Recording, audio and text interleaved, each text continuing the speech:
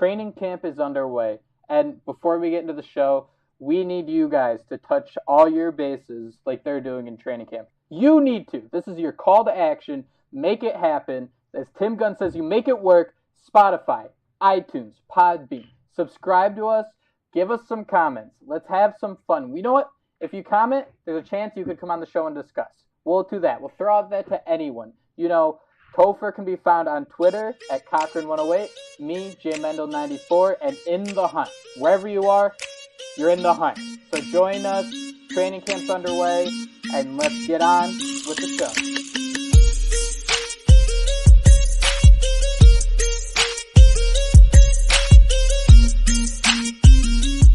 Week 8 continues here on the In the Hunt podcast, and I am coming to you live. Well, this was live at one point from Teacher Camp Media Session, and I am interviewing the one and only Topher Cochran. And Topher, what was it like returning to school? Felt good to be back. You just be with the guys. That's why you play the game. That's why you teach. Teach for the students. And anytime you're doing something that you love, you're not really working at all. Next question. Do you have any rust? Yeah, I had some rust. It was there. I was shaking some cobwebs off. The minute I walked inside my classroom, I kind of had to figure out what I wanted to do. But, once I got going, once I started working, things just started clicking naturally, But, you got to keep on going on. What do you have to say about the social studies department? I love the culture we have. It's top notch. It's awesome. We got great teachers in here right now in the school. We're all on the same page. Everybody knows to do their job and work together. Because at the end of the day, it's about the kids, and that's why we teach about the kids. And So last week we had Travis Wingfield on, and we had a goal to do no Tannehill talk with one of the biggest Tannehill guys. Topher, who do we got on today? We have Derrik Klassen of Football Outsiders and a fantasy guy, right? He writes for columns for 2 quarterback leagues, which is terrifying to me. Very scary stuff. But this is officially we're going to call it the 20-yard box episode, because this is our Ryan Tannehill episode as we get ready for week 1 of training camp. And let's jump right into it. And we welcome Derrik Klassen to the show, who he writes for Football Outsiders. And when I read your Twitter account, I thought that was a little interesting. I want to ask you about it. You also write QB takes for 2QBs. And that's interesting to me because I thought if you had 2 QBs, you don't have one. Well, in real football, yes. However, if you're playing in a super flex league, you kind of need them. So that's kind of how that dynamic works. How is that? How is that hard to wrap your head around at first? A little bit, especially because I don't really play fantasy. On that side, I'm more of just like, the film guy kind of explaining why you might want to pick this guy instead of, oh, he's ranked 6th and, whatever our projections are. But it was kind of weird trying to wrap my head around, okay, the typical, setup for real football and fantasy football is you have 1 quarterback. Now you have 2, and trying to figure out how somehow like Ryan Fitzpatrick is actually pretty valuable in a 2 QB league is really weird to wrap your head around. For sure. Yeah, I can tell that it's weird because 2 QB leagues in fantasy football is something I've always wanted to do, but I'm terrified to actually try. Because I'd want to draft Aaron Rodgers and Tom Brady on the same team. Yeah, it just goes against so much of your conventional wisdom because, like I said, someone like, in a 1 quarterback league, someone like Andy Dalton is whatever. But if you can get Andy Dalton as your 2nd quarterback in the 2 QB league, you're doing fantastic. Just stuff like that. It's really weird to try to figure it out. For sure. It's pretty funky. But the real reason we have you here today on In the Hunt is because of our quarterback who consistently gets us in the hunt is Ryan Tannehill. And we talked a little before the show that you've written some articles and you've always thought he was a little underrated. I'm not sure if that's still the case, so I'm going to ask you, what's your opinion on Tannehill?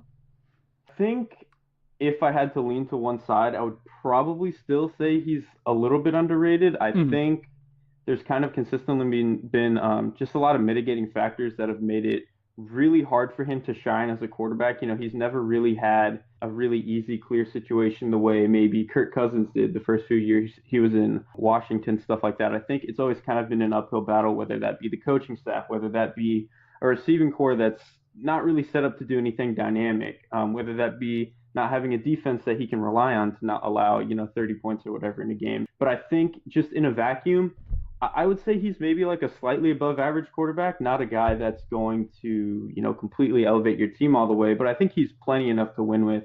And I think we've seen guys that are around his talent level, take teams deep into the playoffs and stuff like that. Right. I think that's really interesting because that's kind of where we try to stand on Tannehill, where if someone says he sucks, we're gonna get all over him. We want people to say, like, kind of like what you said, he's mediocre, he's middle of the pack, and you can win with him.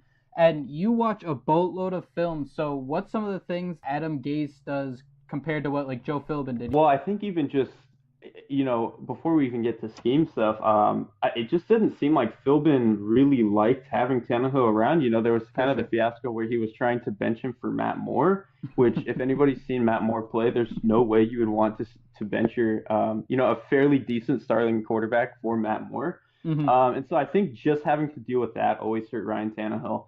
And then, Philbin never really those offenses never really did anything that made it easy on the quarterback. It was a lot of kind of isolation stuff, Right. kind of like the problem you have with Ben McAdoo in New York and stuff like that, where it was really asking the quarterback to kind of just be accurate all the time. And of course, you want your quarterback accurate, but when you're constantly putting so many things on him, as well as receivers to just get open without helping them with rub routes and stuff like that, I think it was really hard for Tannehill to be consistently productive. With Gase, I think you see a lot more passes that are kind of opened up for him, whether it be play action, kind of like better high-low concepts and stuff that's really stretching the defense horizontally and vertically that just kind of makes some of the throws over the middle of the field a little bit easier and stuff like that, as well as just understanding, when to, throw the ball to the running back and not constantly having your quarterback throw 10 to 15 yards down the field all the time. So I think more than anything, Gase has just made his job easier on the quarterback than Philbin ever really did. All right, so the question I'm going to ask right now is, we all, like Jake just said, and you said that you could win with Tannehill. Can you give me an example of a quarterback that's right now, like, is it Case Keenum, where you can win with him? Like Nick Foles, like what's the player that's comparable to Ryan Tannehill that you can win with? Because that's the hard thing I have wrapping my head around the whole thing. I would say, if anything, he's probably a slightly better version of like what, you were getting out of like Tyrod Taylor and Alex Smith, where it was clear that if you had a decent offense around these guys, they had strengths that you could harp on, and they were always fairly safe with the ball, and they had mobility that they could rely on. And I think mobility always kind of raises the floor for what a quarterback can be. And so when you had all those three things, if you put enough creativity in the offense, as well as, one or two explosive players, it was very clear that those offenses could be good and kind of carry teams into the playoffs. Of course, Tyrod Taylor and Alex Smith never really made deep playoff runs. I think I have a little bit more faith in Tannehill to be able to do that. If he had a situation kind of like what Alex Smith had in Kansas City this past year, or, when Buffalo had the combination of LaShawn McCoy, Sammy Watkins, Robert Woods, and Anthony Lynn as offensive coordinator, just stuff like that. I don't think Tannehill's really ever had that, so it's kind of hard to compare. But I think, a little bit better version of those guys is probably about what I would say Tannehill can be. Do you he's been kind of given the label of like injury prone now, especially you miss a couple games and then an entire season. Do you see him as an injury prone player, especially when you watch those old like Philbin days and you just see him get crushed every single play and somehow just keep like coming back up? Yeah, I think that's just a recency bias thing. I think, yeah, you see him miss a couple of games and then he goes down with just an unfortunate ACL injury or knee injury and stuff like that, like where it's like a complete season long thing. Right. It happens all the time where it kind of happens once in their career and then just doesn't happen again because it's such a fluke thing. You have some cases where like Jason Verrett is just constantly injured all the time, but I don't think that's the case with Tannehill. Like you said, he's proven in years past that he can just take a beating and play full 16 games like nothing happened. And so I think he's just had a little bit of misfortune. And, that happens. That happened here. Carson Palmer, he tore his ACL early in Cincinnati, was fine for a while, and then did it again, 8-9 years later or whatever. It's just, I think stuff like that is just kind of can be unfortunate. And it just, that's kind of just what happens in sports. The thing with him not playing is it's fascinating because a lot of people, I guess, forget about him because he's not a sexy player. The Dolphins had Jay Cutler last year. They finished 6-10, but one thing I don't get is him with Ryan Tannehill coming back, they're still projected to be a bad team. And it's something that I've never wrapped my head around. And I'd love to hear what you have to say about that whole thing. I mean, I just don't think the team is that good to begin with, and that doesn't really have anything to do with Cutler versus Tannehill. I mean, I would still say that the team outside of quarterback is still generally in around the same spot to where if you're transitioning from Cutler to Tannehill, you should at least be a couple of wins better. I don't think Ryan Tannehill takes them from 6-10 to like 11-5 or anything like that. I think Right. Tannehill probably moves the needle to where they're around a 500 team that if something turns right, they can maybe win 9 or 10 games. But I still don't think the team around him, particularly the defense, is going to be good enough to where this is like a surefire playoff team or anything like that. You mentioned there's not a lot of turnaround. How do you feel about his weapons? They went and I don't know how much you're keeping up because I know you do a lot of college stuff now, but I mean, they got Mike Gesicki, who's having an awesome camp. They're saying they've got a lot of weird things planned for Albert Wilson. Do you think there's an extra, like, I guess, gear for that offense that maybe Tannehill can produce, or are you just not too high on the guys they have around him? I kind of like what they've done on offense. For a while they haven't really had anything threatening out of the tight end position, and I think that was part of why they relied on Jarvis Landry so much. Is that typically your tight end is a guy who you can rely on within about 10, 15 yards, and then if you have an explosive guy like Gronkowski or Kelsey or whatever, you can do stuff further down the field. But they didn't even really have a guy they could rely on within 10 or 15 yards, and so that's why I think Landry got as many touches as he did. Now sure. they're kind of bringing in guys who can fill that role for Landry, but not have to give as much volume to it, and then also add a tight end so that they can kind of spread around these touches a little bit more. And I think that's going to help the offense, as well as bringing in a guy like Albert Wilson. I actually really like what he did in Kansas City. I think he kind of provides some of the same things that Landry did, just in terms of being an interesting gadget player, a guy who can really succeed on screens, really succeed on short routes. But I think for that type of role, to not have to be the center of your offense should really help the offense as a whole. Right. How do you feel about so you're looking into it this year? How there might be like I guess an 8-8 team. What do they have to do just to become to not be in the hunt that we like to use? Basically become a wild card team. I mean, they have to not get the quarterback killed. I think that would be a good start. I think you would like to see Tunsil maybe take a little bit of a step forward. I think signing Sitton was really good for them. I think I'd even written in a piece for Football Outsiders that I wanted Sitton to sign with Kansas City or something like that because they also needed some offensive line help. So I actually really like that move. So I think, one, getting some help from the offensive line is going to be really big. And then I think just getting at least the defense back to like a respectable state. Because when they had Vance Joseph as the defensive coordinator, I actually think they did a lot of things on defense, especially in the secondary, that were able to kind of mitigate the fact that the defense wasn't all too talented. And then they completely lost that when Joseph lost last year. And I think they were one of the worst defenses in the league last year, according to DVOA. And so I think at least getting back to like a respectable level there to where, good games from the offense aren't completely squandered by a 35-point game from the defense. I think that'll really help. Obviously, having a guy like Minkah Fitzpatrick in the first round,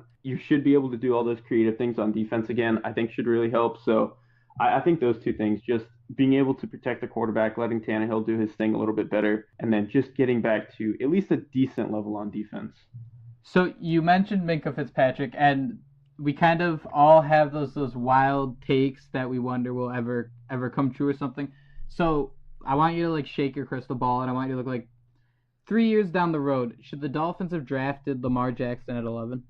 I mean, I'm a huge Lamar Jackson fan, so I think if you were comfortable in Ryan Tannehill, I think it made sense to draft Minkah Fitzpatrick. But I think if the Dolphins were sitting there with any uncertainty about what Ryan Tannehill was going to be, whether it be not knowing if he can really take the next step to be an elite quarterback, or just not knowing what he can be post-injury, I think it would have made perfect sense to take Lamar Jackson. I think Lamar Jackson actually provides a lot of the same things Tannehill does, just a little bit better. I think he's more mobile. I think he's still fairly smart with the ball, but can kind of, I think he's not any less accurate, and I think he can be a little bit more dynamic than Tannehill was.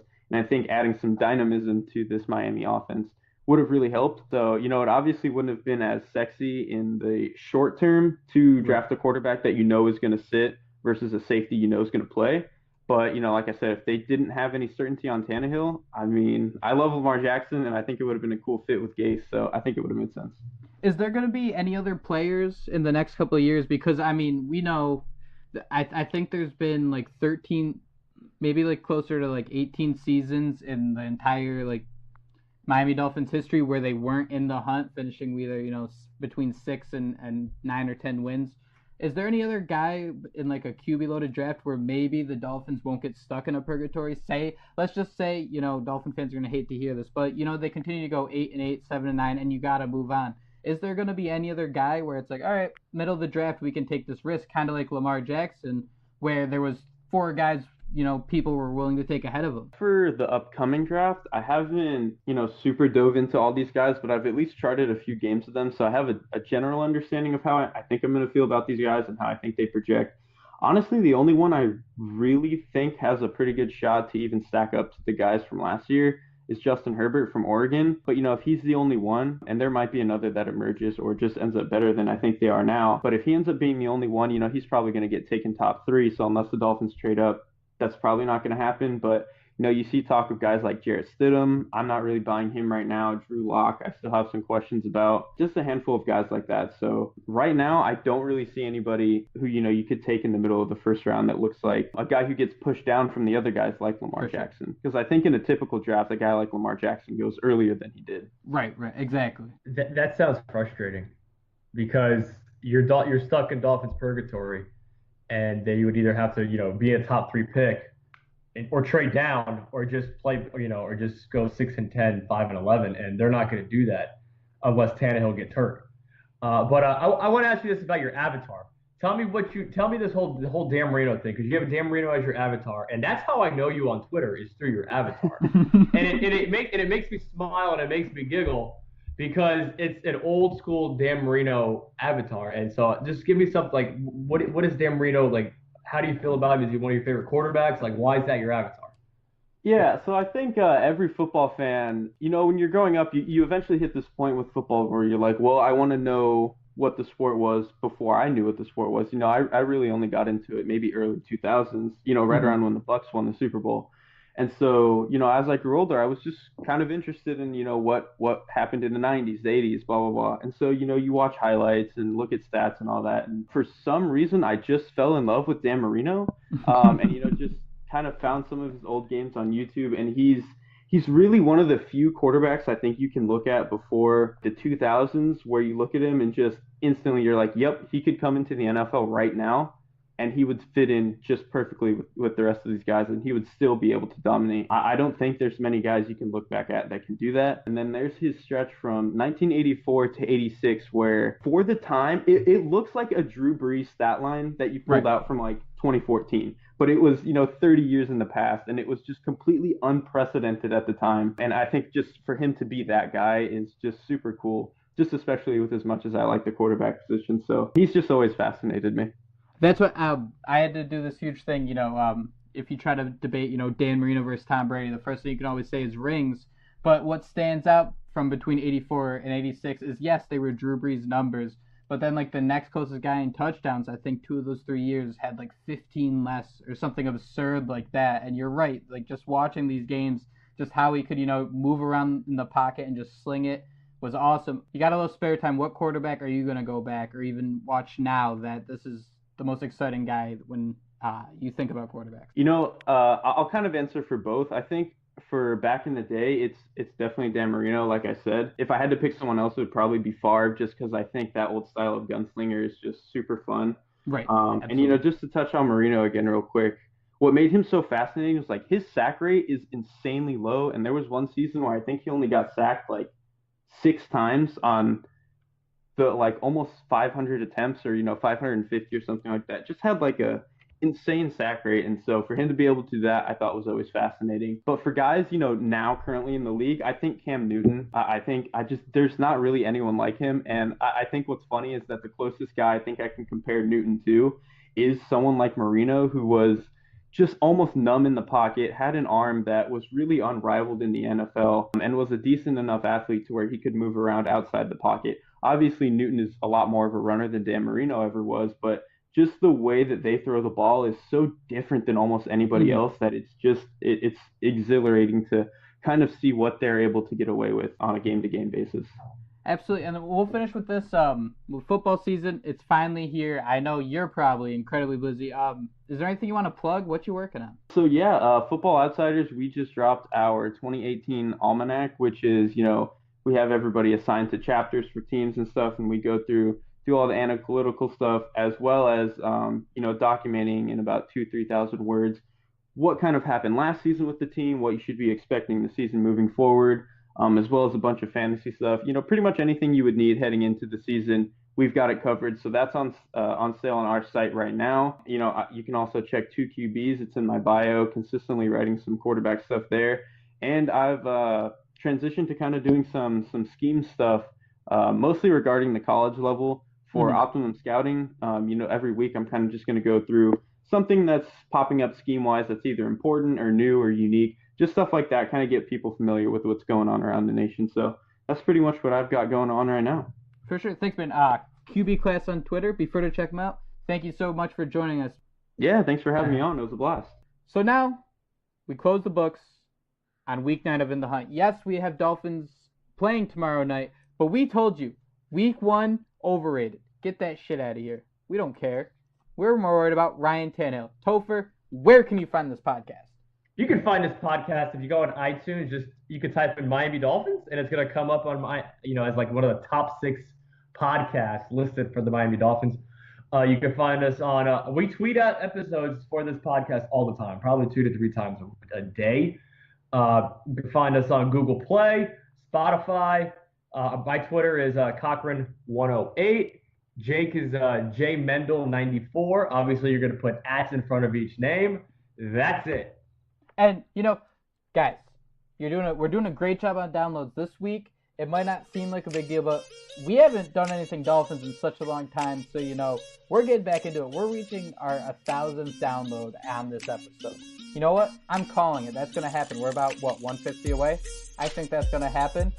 Topher, let's get some comments. Let's get some likes. Let's get some reviews. We have football this week. I am so ready to get back in the studio on Tuesday. I am pumped. And complain about some third-string linebacker. How dare he miss that tackle? That's a bunch of shit. Cut his ass! Cut him! Now. All right. For In the Hunt, I'm Jake Mendel. Topher Cochran. Fins up.